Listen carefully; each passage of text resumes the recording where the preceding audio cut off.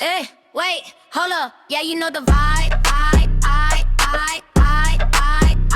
Yeah, you know the vibe. Hey Culture Click, welcome back to the Culture Critique, where we get into anything that impacts the culture, whether that is some reality TV, world news, or anything that impacts the culture. We're going to talk about it. So today we're talking about Stefon Diggs and Mila Adams, and this has been all over the internet. Just been so much tea over the last 24 hours, and really the last few months since she's made the claims and filed the lawsuit. Now we're going to just jump straight into it. So who is Mila Adams? That is a great question. I tried to do some research on Mila, and I don't see anything besides the things that have been going on in the news with this court case. I can't find a social media presence. Correct me if I'm wrong. I can't find a business page. I can't find a YouTube video that she's done about cooking. So that alone was a little off-putting, and it doesn't add to her claims of being a chef off the back. Like, there's no business presence there, which I found very interesting. So who is Stefon Diggs? Stefon Marshawn Diggs was born November 29, 1993 in Gaithersburg, Maryland. He attended the University of Maryland, and he was drafted into the NFL by the Minnesota Vikings in 2015.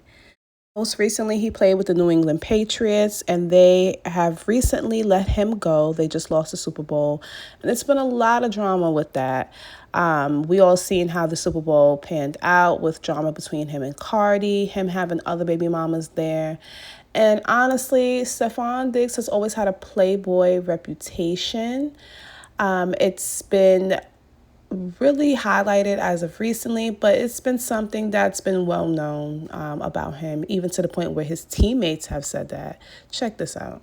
Davin, what guy on this team would you least like to date your sister? What the hell? Diggs. What guy on this team would you least like to date your sister? Oh, Stefon Diggs. This team would you least like to date your sister? Least I should date my sister, Diggs. 100%. This team would you least like to date your sister? And I might add, you're starting to be the runaway favorite for this. Would nobody want me to date this? I'm a great guy. I'm actually a great guy. There's actually seems to be a few guys that don't think that. You feel differently about me? Yeah. They just don't know me well enough. That's what it is. It's the appearance.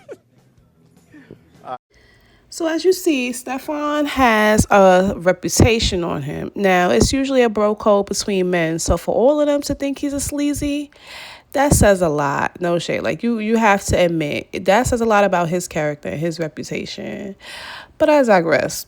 So let's get into the whole Chef Mila of it all. So, and the air quote on Chef Mila, the jury is out on that because I haven't seen anything to substantiate the claims of her being a chef, right? Besides, I think Gorgeous Doll did say she's known for cooking, but like, come on, we all got an auntie, homegirl, sister who cook a good meal and sell plates. Like, no shade. But whatever. So anyways, Chef Mila, air quote chef, she was in a friendship situationship with Stefon. He agreed to bring her on as a chef in about February of 2025.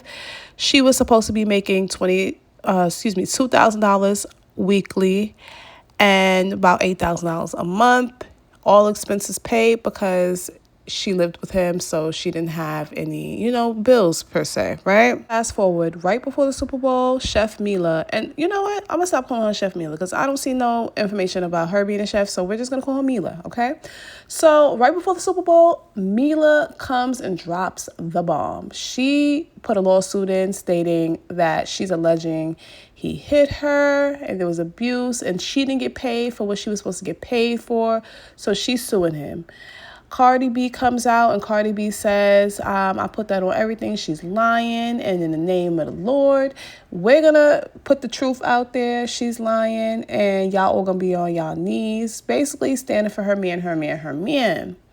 So everybody was telling Cardi, like, girl, hush. And you know what? I'm going to stop calling her Chef Mila because I don't see no information about her being a chef. So we're just going to call her Mila, okay?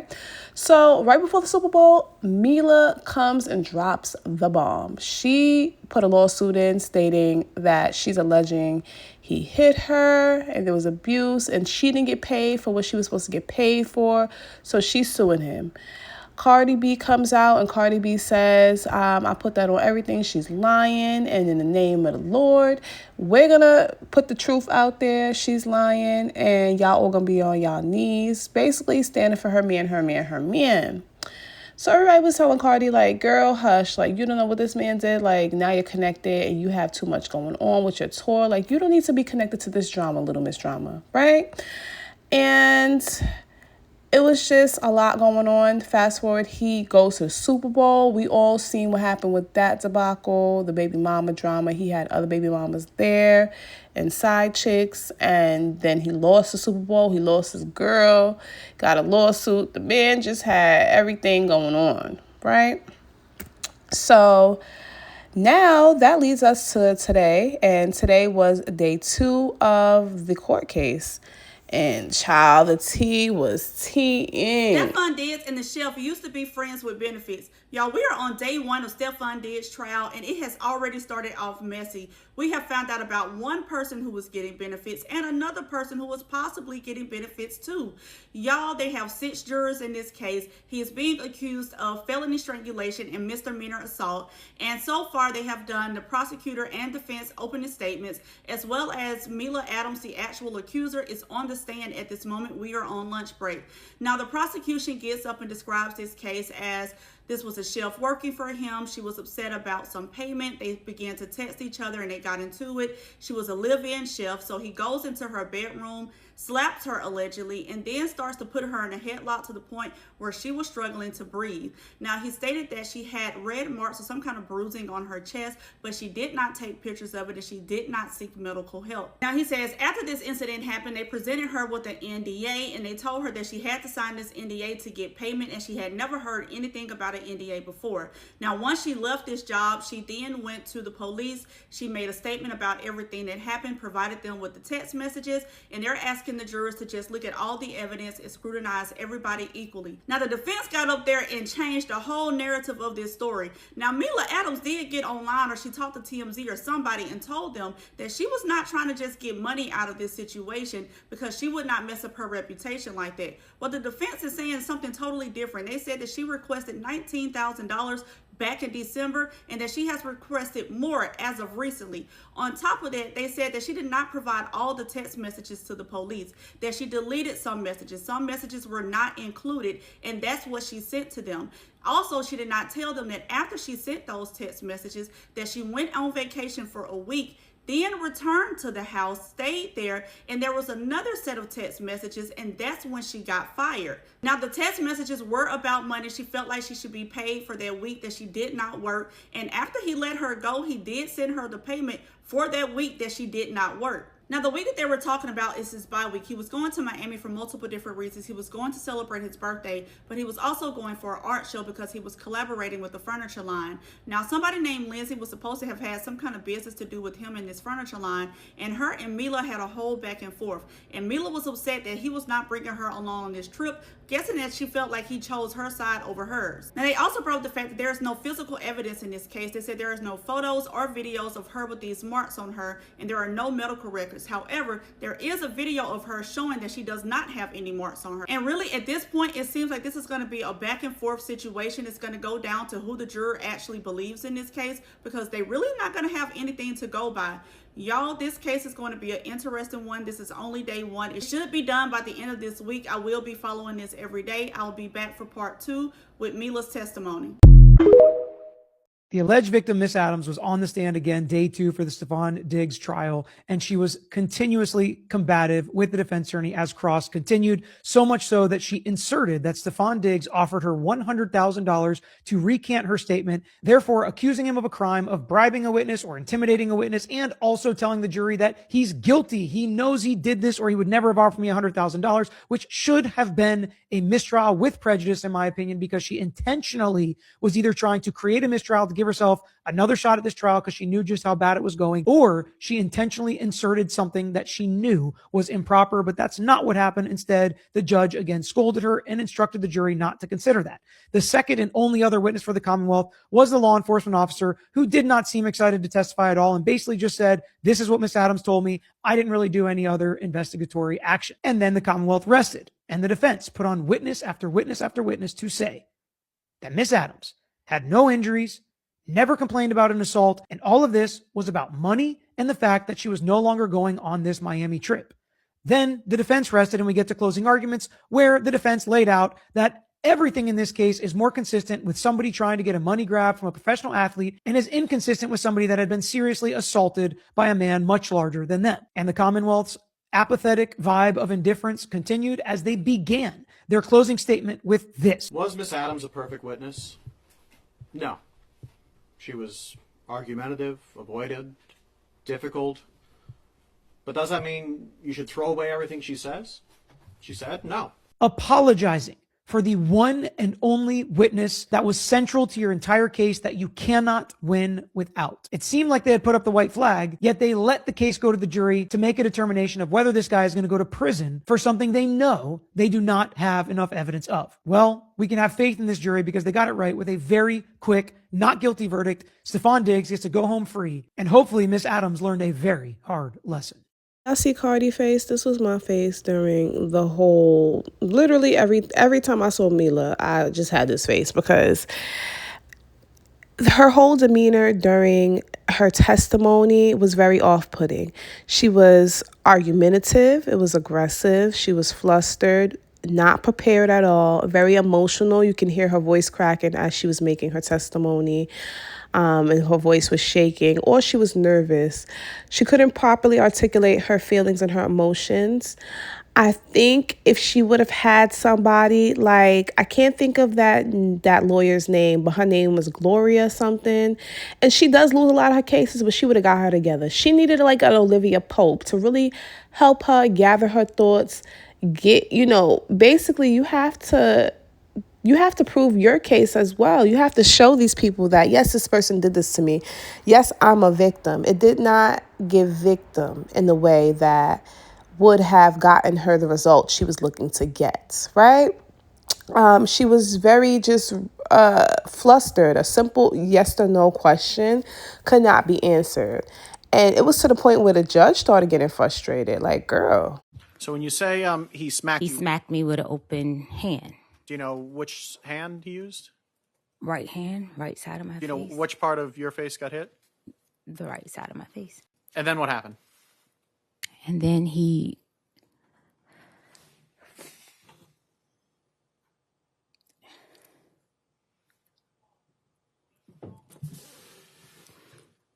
Can I have a second? Can I have a second? Yes, you can. All right. When I went up to push his hand, block him, block him, he took his arm and he came around my neck with the crook of his elbow around my neck, and he began to choke me, pressure on my neck with his elbow. When you were asked questions about what happened on December 2nd, you lied. It did not change what happened on December 2nd. I'm It gonna did try not my change what happened on December the 2nd. He choked and slapped me. Ms. Adams, I'm going to try my question again. Because you didn't think it was important. When you asked the questions of Dedham Police Officer Ellis on December 16th, you lied. I did not lie. I don't know. You don't know how tall he is? You've known him for 4.5 years. I don't know. He's taller than me. Way taller than me. Okay. And you know, he lifts weights every day, right? He takes hits from 300-pound men, right? For his job. True? I guess. Do you know that? No, I don't know what his role is. And I thought he ran the ball. I don't know if I'm not sure what he does. How many games that Steph Diggs has played in have you attended? I don't know football. I don't watch it to know what's what. I've attended a couple games.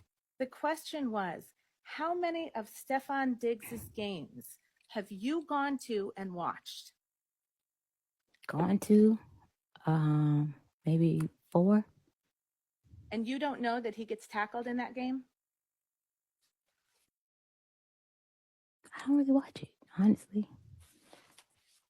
I'm just there for the vibes. I don't really know what be going on in football. I don't know the rules. Why this girl acting like she don't know that man get tackled on a football field? She playing a little too down.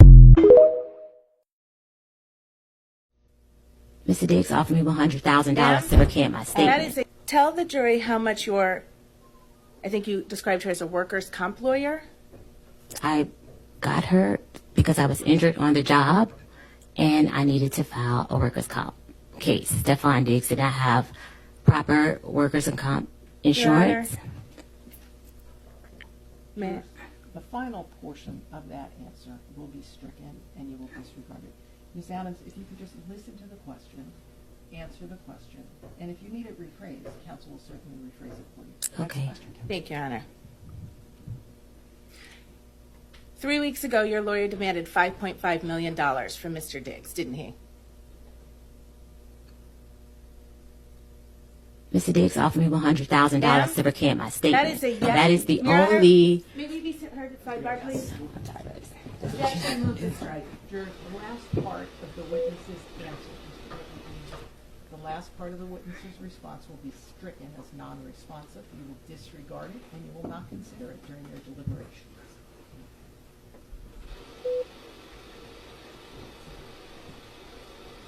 So y'all see, homegirl was just combative. She was not a reliable source, in the words of Cardi B, honey. It was just all over the place and very unbelievable. And there's no such thing as a perfect victim. Let's be very clear, right? What does that look like? There's no such thing as a perfect victim. But you do see signs of a woman who is emotional. It does seem like the timing was very calculated. And they even pointed out that she bought Stephon a gift after the alleged assault. And she didn't file a police report until December 16th. So this all begs a question of what are your real motives? I'm going to keep it a stack with y'all. It really give you messy. You getting too clingy with it. And I need all my HOEs separated. You trying to go to Art Basel, you talking to my girlfriend, like, you doing too much, mama. You need to stay in a side chick place. And you getting jealous over my assistant. Like, all y'all my hoes, like, just fall in line. She wasn't falling in line, and she had to go. And another thing, too, is she returned to her position after the alleged abuse. So you bought the man a gift, you returned back, and you're still texting him and acting like nothing happened. Now, obviously, there is something called Stockholm Syndrome where people cling to their abusers. And I understand that she said, okay, I didn't have nowhere to go and so on and so forth. But you went to New York with the hairstylist. So Cardi B has a hairstylist who's been doing her hair for years, who also does Stephon's hair. Now, she was out in New York with the hairstylist right after the attack or, the incident between the two. So, I mean, you seem like you had a rapport with her. If you really needed somewhere to go, you could have potentially went to that girl's house so you figured it out, or family, something. But it's just not adding up. I don't believe that she was truly a victim. It does seem, and I'm actually, you know what, let me fix that. I do think that he put his hands on her. I'm not even going to say that he didn't. I have a feeling that he put his hands on her, and she would have been okay with it if he would have still kept messing with her. But see, when he cut her water off, that's when everything turned. And that's when everything changed. And that's when she saw red. So you are actually messing it up for true victims who have stories that need to be heard, because now everybody's going to use this case as a reason for people not to listen to people who are actually victimized. And this reminds me of like the Tatiana Chanel, I think her name is Tatiana Chanel situation. Okay, you are a victim of circumstances and things that this man did, but you were okay with it as long as the money and the perks was rolling, right? But now that all of that is, you don't have any access to that anymore, now you want to cry wolf. I don't mess with that. I think that's bogus, and I think you're messing it up for true victims. So this really just gives a woman scorn. It doesn't give an abused, battered woman. And then she also tried to garner sympathy by mentioning that she's been in abusive relationships in the past. And I'm glad the judge in the court called her out on that. Like, ma'am, that doesn't have nothing to do with today. You are trying to pull on the heartstrings of these people. You're not even doing it right, because you're not coming here really and truly. She didn't come there likable. You came there confused, emotional, and a mess. And the jurors saw through that. And so did the defense. Stephon's team seen that, and they took you through there. You were supposed to go there, first of all. Everybody knows the sympathetic color is blue. That psychologists study it. It's something about it. You were supposed to go there with a nice blue shirt.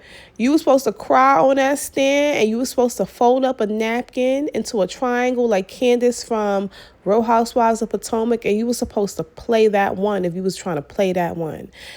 You only played yourself, girl. Like, you could have stayed home. Dead ass. You could have stayed home. This made no sense, like, at all.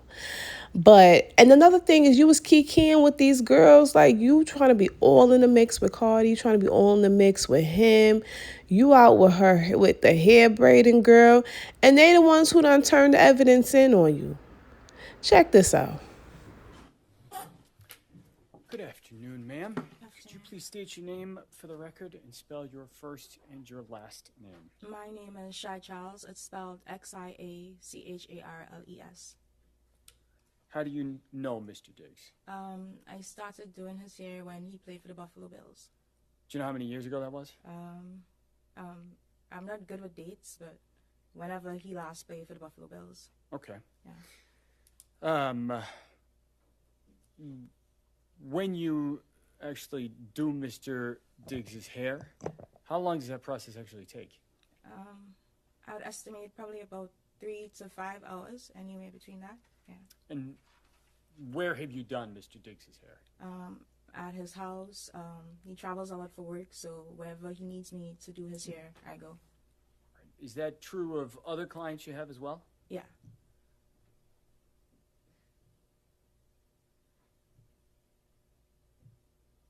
Have you been inside Mr. Diggs's house in Dedham? Yes, I have. All right. Do you know when he lived there? I don't know when he occupied the space, but I could tell you the first time I went there to do his hair. When was that? It was when the season started with the Patriots, probably about July, September, around that time last year. So that'd be 2025? Yeah. Okay. And had you been in Mr. Diggs's and other clients' house to do their hair previously? Yeah, I have lots of celebrity clients, and obviously they wouldn't want to come to the salon, so I go to them. So wherever they're at, I go meet them there, whether it's a hotel, their house, wherever. All right, so it sounds like September or July, fall of last year was the first time you were in Mr. Diggs's home in Dedham, but not the first time previously. Yeah, first time in Dedham, but not like elsewhere at his house. Wherever he lived before that, I would go. Got it. And having done that, did you meet some of the people who were normally around? Yes. Do you know a person named Sonny? Yes. Who's that? His assistant. Right. Did you meet any other family members of Mr. Diggs? Yeah. Everybody that's in the house, his brothers, his mom, everybody. Okay. Yeah. Did you ever meet a person named Mila Adams? Yes, I have. Who's that? It was his chef at the time when I met her. And so when did you meet Mila Adams? At the same time I went to the house for the first time, so like around July, September, whenever the season started with the Patriots. Of last year? Yeah. Did you meet at the house? Yeah. And how much time were you at the house kind of the first time you met Miss Adams? Probably like less than 24 hours or around that time, because I know I had a client the following day, so I just had to come do his hair. But that was late in the evening, and so I had to leave the following day. Yeah. Okay. And so you met Miss Adams at that point, but did you speak to her? I did, because I had to go to Walgreens to get some products, and so I asked anybody in the house if they needed anything, and Mila said she needed a sponge, a makeup sponge, and so I got her the sponge. When I came back to the house, she asked me how much money it was, and I told her it was okay, and that's the first interaction we had. Okay. Yeah. Do you have any other further interaction with Miss Adams after that kind of initial 24-hour stay? Yeah, when I came back to the house. When was that? I can't give you an exact date, but I could like estimate. So probably within 2 weeks, because he'll do his hair like every 2 to 3 weeks. So about 2, maybe 3 weeks later? Yeah. You went back to the house in Dedham? Yeah. Was Miss Adams at the house in Dedham at that point? Yeah. And so did you speak more to her when you went back the second time? Yeah. So can we go back? Because even after, because I don't know. No, I'm sorry. Just okay. I apologize, Yeah. Mr. Charles. But yeah. did you Did you speak to Miss Adams again that second time you Yeah, went back I to did. the house? We spoke more. Yeah. All right. How much time did you spend with her that second time? More time, like a longer time, because we were talking about food, and she wanted to come to New York to start her restaurant, and I'm a business owner, and we connected on the fact that she was a business owner, and I have like a big social media following, and I told her that she needed to do content, and I wanted to help her with her content so she could start her business. So we connected on that. Did you end up helping her Yeah. with content? Yeah. Did you two stay in touch? Yeah. How long were you around at the house in Dedham that second time? I can't tell you how long, honestly. I would stay longer if it had a game and we would go to the game together. But for however, because most times she'll be like the only female there and Sunny will come and go. And so I spent more time with her. Okay. Yeah. Kind of following that time you spent together where you said you connected over being business owners, Yeah. did you two remain in contact? Yeah. And how did you do that? We'll text, we'll send Instagram reels, we'll FaceTime. So you guys exchanged phone numbers? Yeah. How much did you talk, you think, in the following weeks and months that fall? A lot, because a lot. We talk about business, we'll gossip, we girls, so yeah.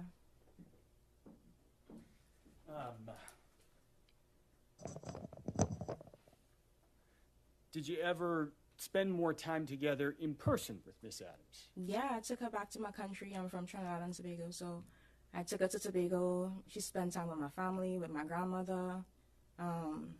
Yeah, I actually bought her ticket to go to Tobago, so yeah. When was that? This was probably around Thanksgiving time. End of November then? Yeah, whenever Thanksgiving was. Okay. Yeah.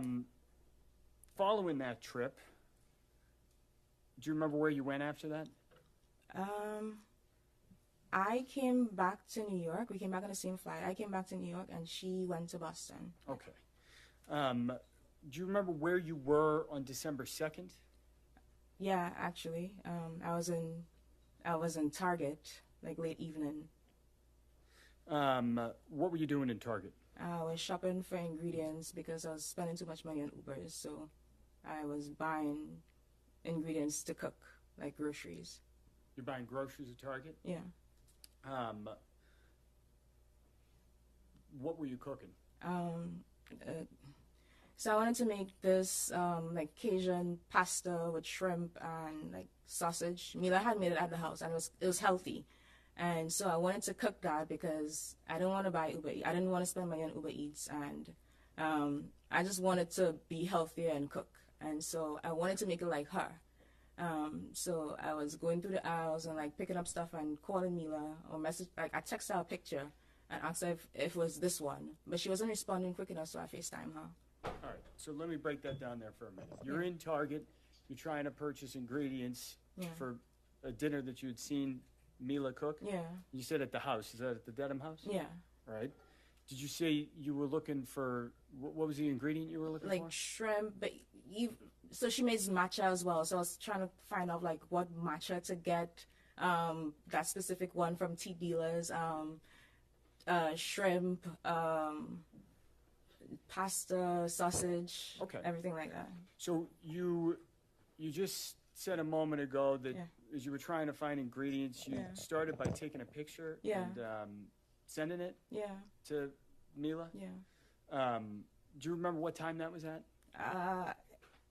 It was before 6 p.m. for sure, because I remember leaving my cart in Target to go pick up some dry cleaning for my boyfriend because I had to get it before it closed. So I actually left Target and came back to Target. So it was before 6 p.m.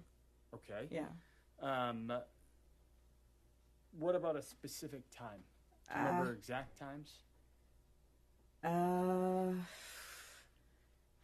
So the dry cleaners was in Bronxville, Target was at Gateway. So I got there probably minutes to 6. So probably like the end, like ending at 4 or 5 p.m. somewhere there. Okay. Yeah. You mentioned a text message or a photograph of an ingredient you sent. Yeah. Was there any record of that? Yeah, I took a picture and sent it to her. All right. would that have had the actual time? Yeah, and on location. The message? Yeah. Do you think taking a look at a record might refresh your recollection of what time Yeah. you sent that photograph? Did you say yes? Yes. If I may approach around? Yes. What I'm going to ask you to do, Ms. Charles, is Yeah. just take a look at that photograph.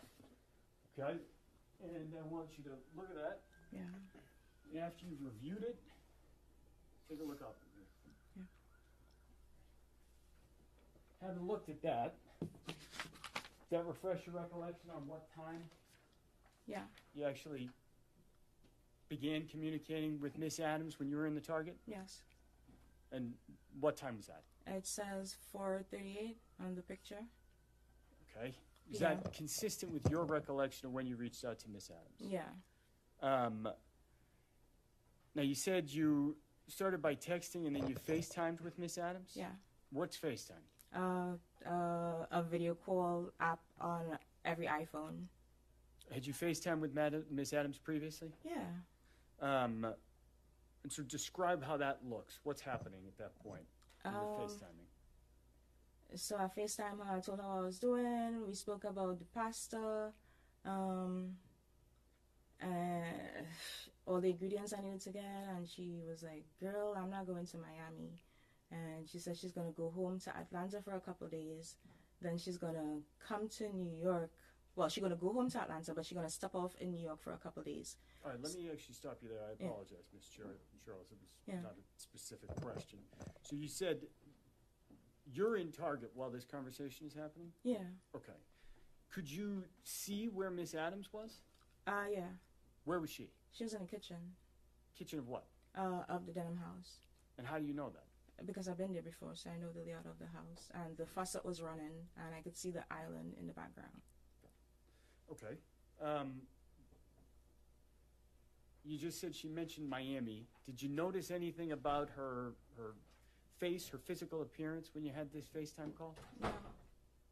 I'm sorry? No. Did you see any redness, swelling? No.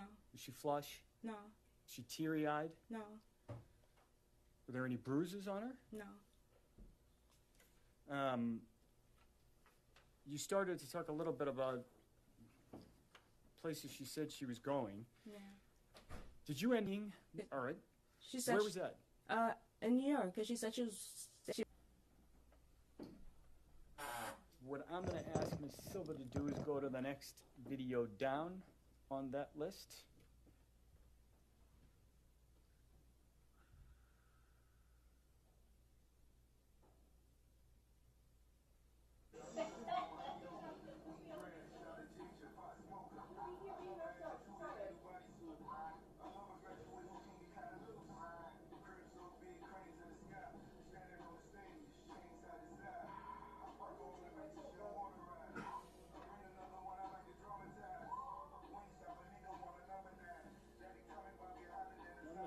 Miss Silva to pause it real quick by hitting the space bar.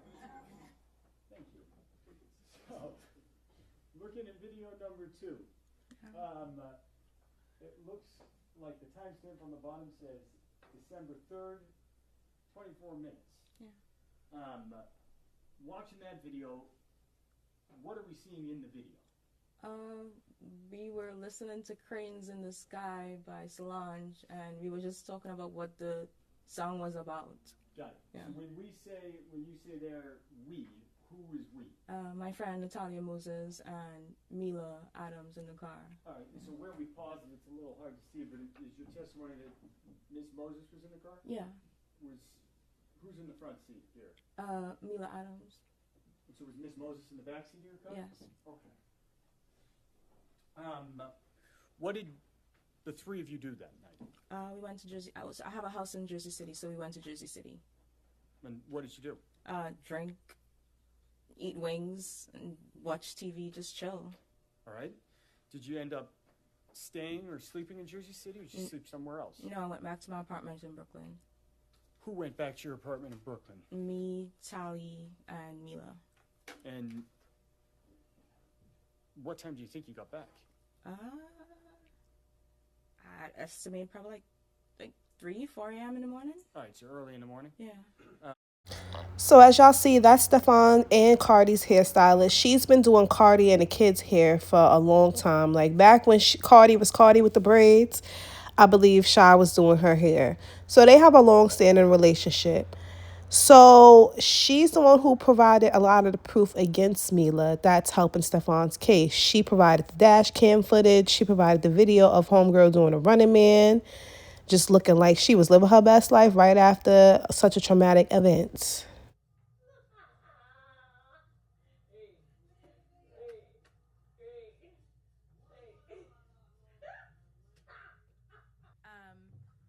When you were with Shy and Miss Adams at the house in New Jersey, did you notice any marks or bruises or redness on Ms. Adams' face? I did not. Could you see her neck at that time? Yes. Did you notice any marks or redness or bruises on her neck? No, I did not. Did she complain at any point about soreness or stiffness or, soreness or stiffness? No, she did not. You testified, did you see her eat? I did. Did you see her drink? I did. Did she seem to have any difficulty swallowing? She did not. Did she complain about difficulty swallowing? No, she did not. Or sore throat at all? No. Did her voice sound hoarse? So the young lady who was testifying at the end of that clip, that was Shy's ex-employee turned friend. She's also a hairstylist in New York and New Jersey. And she met Mila on that same trip. So right after Stefan allegedly attacked her, she went to New York with those two girls.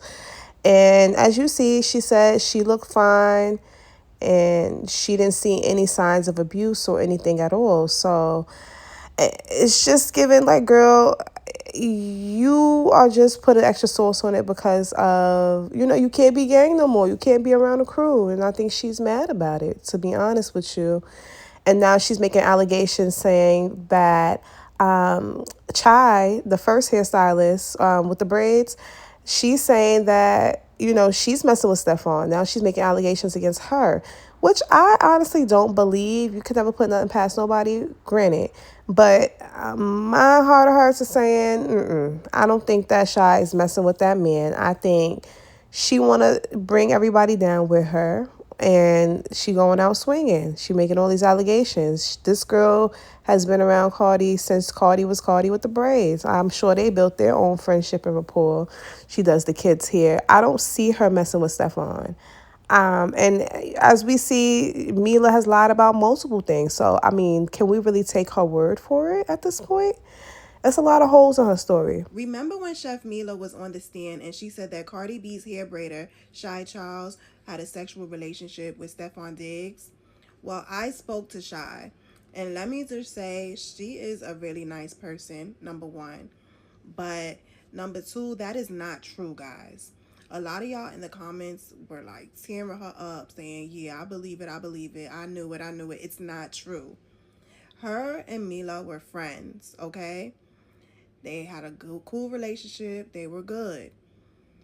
And I'm not going to tell you why they fell out, but just know Mila is kind of petty, as we can see from the trial. Mila is mad. Mila wanted something, she couldn't get it, and she turned to this weird person. But just know that Shy, I spoke to her personally. We were on FaceTime. She did not do it, okay? And I'm pretty sure Cardi knows it, that was some BS that she pulled out on the stand. Sometimes when things don't go your way and you don't get what you want, you start trying to tear people down that are around you. And that's what she did when she mentioned Shy on that stand. Shy made it clear to me that she's about her business. She's been doing Culture's hair since 2018. She does a lot of celebrities' hair. She would not jeopardize her business like that. So I just wanted to come back on here because I posted it and I saw a lot of y'all like going in on her, and it's completely not true. And a lot of y'all are like, oh, she's the sweetest. She really, really is, y'all. She did not do that.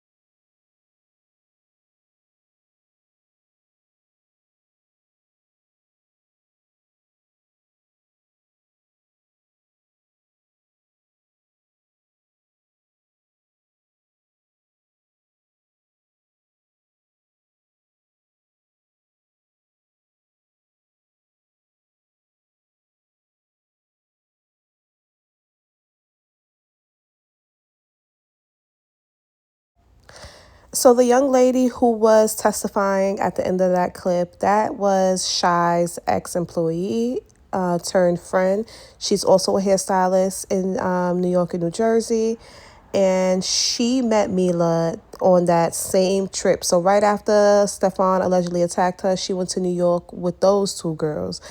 And as you see, she said she looked fine and she didn't see any signs of abuse or anything at all. So it's just given like, girl, you are just putting extra sauce on it because of, you can't be gang no more. You can't be around the crew. And I think she's mad about it, to be honest with you. And now she's making allegations saying that Chai, the first hairstylist with the braids, she's saying that, she's messing with Stefan. Now she's making allegations against her, which I honestly don't believe. You could never put nothing past nobody, granted. But my heart of hearts is saying, I don't think that Chai is messing with that man. I think she want to bring everybody down with her. And she going out swinging. She making all these allegations. This girl has been around Cardi since Cardi was Cardi with the braids. I'm sure they built their own friendship and rapport. She does the kids here. I don't see her messing with Stefan. And as we see, Mila has lied about multiple things. So, I mean, can we really take her word for it at this point? There's a lot of holes in her story. So as y'all know, I refuse to call her Chef Mila, and this gagged me because listen to what Stefan's house manager says about her cooking. Hold on, y'all, because this had me crying. It was like left on the counter and it was like dried up, and then in the room it was like dried up. So there was like 2 that were made. Let me back you up on that. Do you know if she did cook dinner that night? She did. Where did she do that? In the kitchen. And what time did you see that? I just remember the food being like prepared. Okay. Already. And you mentioned it was a hot dog or something like that? Yeah, it was like a hot dog, or like, like Auntie Anne's when they have like the pretzel dogs. It kind of looked like that, but it just looked dried up. The house manager said she was over there serving up dried up glizzies. So that ain't the only glizzy she was serving up now. But I digress. And I think this just looks so bad for Mila's image. It looks bad for her business because who's going to want to book you? Now you look messy. You look like when it's mad day, you're going to bring out all the receipts and tell all the tea. And you also aren't looking like a great chef because we have people saying you got dry glizzy. So, like, after this, your reputation is kind of done up, Like, I don't think this was a good look. Now, if she was genuine about this, if she went about this the right way as a victim, and she stood on business when he put his hands on her and didn't want to, still be around him and with him and all of that, I think she would have had a better case if she handled this better as a true victim. But it seems more like a woman scorned, so no one's taking it serious.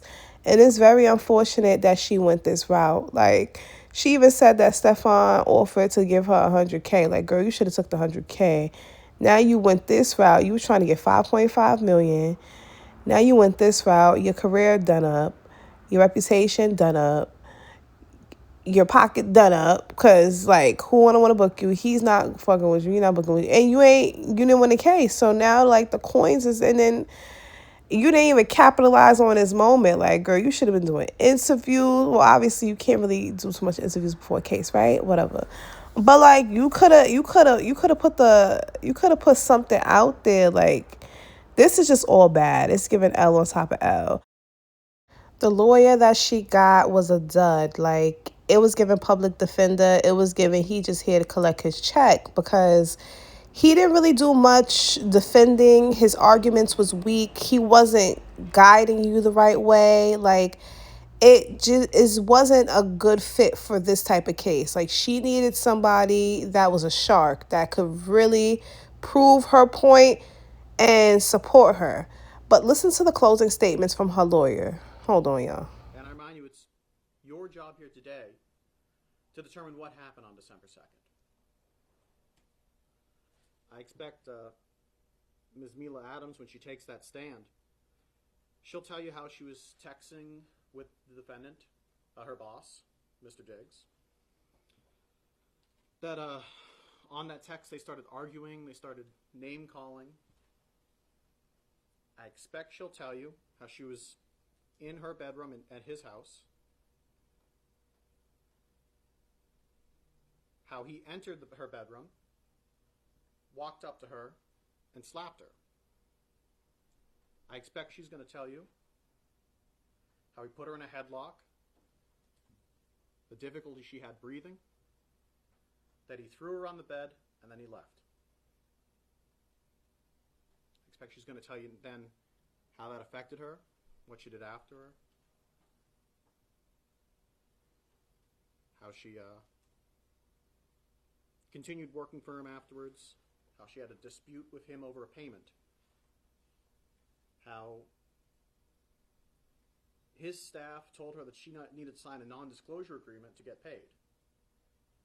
I expect she'll tell you that it wasn't until after this incident in December 2nd that anyone talked to her about a non-disclosure agreement. I expect for her to tell you how she eventually left that job as a chef, Mr. Diggs, and how she eventually reported what happened to her to the police. You also have an opportunity to hear from an officer from the Dedham Police, one Kenneth Ellis. He'll tell you about his training that he undertook in order to become an officer and how on December the 16th, Ms. Mila Adams came to the Dedham Police Station to talk to the police. He'll be able to tell you a bit about that encounter, what he saw, a little bit about that conversation, and ultimately how he chose to, how charges were filed against Mr. Diggs. Now, in this case, Mr. Diggs has no obligation to call any witnesses. He may choose not to call any witnesses, and you cannot hold that against him. But in the event that he does call witnesses, I ask that you give his witnesses the same care, the same attention, and the same scrutiny that you give to the Commonwealth's witnesses. It's part of your job as jurors, as the master of the facts, to listen to every witness, to pay attention, and to assess their credibility. Madam Forelady, has your jury agreed upon a verdict? Yes. On count 1, strangulation or suffocation, what is your verdict? Guilty or not guilty? Not guilty. On count 2, the charge of assault and battery, what is your verdict? Guilty or not guilty? Not guilty. Madam Forelady, members of the jury, hearken to your verdict as the court has recorded it. Upon your oath, you say that the defendant is not guilty of the count of strangulation or suffocation and not guilty of the count of assault and battery. So say you, Madam Forelady? Yes. So say all members of the jury. So that's that. Stefan was found not guilty on all counts. And I think this story has so many teachable moments. And we're going to start with Stefan. So on his end, like, you are doing too much mixing and mingling with your staff and your people. There's no reason why you putting peen in everybody that it has a hand in everything. That is crazy. You're mixing them up with your women. Like, you just too loose with it, my boy. And if you want to be a polygamist, you could afford to be. Listen, ain't nothing wrong with that. You just need to have open line of communication with everybody and make sure everybody's down with it on the same page, if that's what you choose to do. But this hot mess express between the baby mamas and the staff and everything, it's gonna give Diddy, allegedly, it's gonna give very much Diddy of the NFL. It's just too messy, too much going on. And him and his BDIs, you know what they say about the BDI men, but I digress. I do think he put his hands on her, and I don't think he should have done that. But I also think, Mila, you should have stood on that. Because I realized, too, like, if he was a broke dude, you would have been called the cops on him. But because the money, the lifestyle, and the peen was probably peening, you didn't want to call no authorities on him until it was Mad Day. And that's corny, too. If you felt the way, you should have stood on that from day one, if that was your standard. And you got played. Like, you got tricked out of your position as far as you being now. Nobody's looking at you as Chef Mila. Nobody want, air quote, Chef Mila making glizzies. And a teachable moment for men, too. You know, the Caribbean men say, don't let everybody cook for you. Soon as she started cooking for him, life went downhill. Granted, he crosses on his own. He got his own bad karma because look how he lived his life, right? allegedly. But like, she put all of that in your food, your life went down in 2.4 seconds. No shade. Like, it's just so many teachable moments on both sides, and I think people just need to start being honest about what they want and a lifestyle they want to live, and honest with people, and don't play with people's feelings. And you also need to have some accountability for yourself too as a woman, and know the role you play in your own suffering, right? What are you going to do about the situation, and how are you going to stand on business within the dynamic and not wait till this mad day to pop up and say X, Y, and Z, you know? So both sides played. At the end of the day, Stefan won the war at this point. I don't see what could be next for Chef Mila. Obviously, God is a redeeming God. He knows what he's doing. But she's going to have to really recover from this one because it looked terrible. In the court of public opinion, she's a liar. She can't be trusted. And she's just a mad-ass bitch. That's what it's given. And then you wanted to be friends with his girl smiling all of her face. That was weird. Just giving weird. So, I mean, ultimately, there will have to be redemption for her and Stefan as well, because the NFL is a family-friendly franchise in all the sports. And obviously, there's always been some type of drama with football players and all of that. But all of this press looks terrible, and he's older in his career. So, I mean, this also impacts him getting picked up by another team potentially. All of this, like, media fodder. So, let me know what y'all think. Culture Click. Put your comments in the chat and tell me what y'all think. Like, do y'all think Stefan actually put his hands on her, or do you believe Mila was lying about it all? And do you feel like Mila is a woman scorned or a battered woman? What do you guys think? Put it in the chat. And until next time, stay clicked up. Wait, hold up. Yeah, you know the vibe.